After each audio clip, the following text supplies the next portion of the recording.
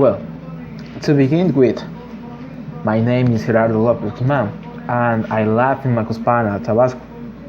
And I'm going to, you have the flute with her.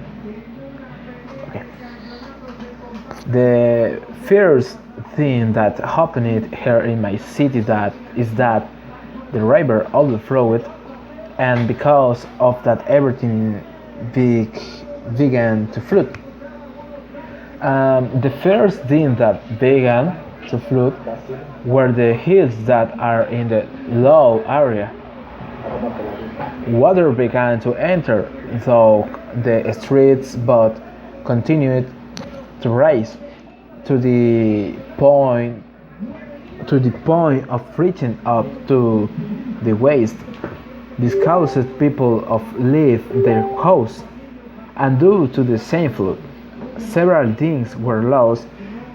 For me personally, it did flood me, but it wasn't that much.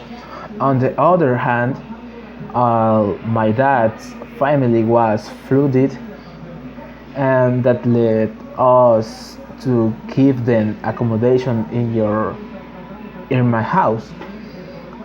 And the flood was so great that people began to move in canoes, and many shelters began to open.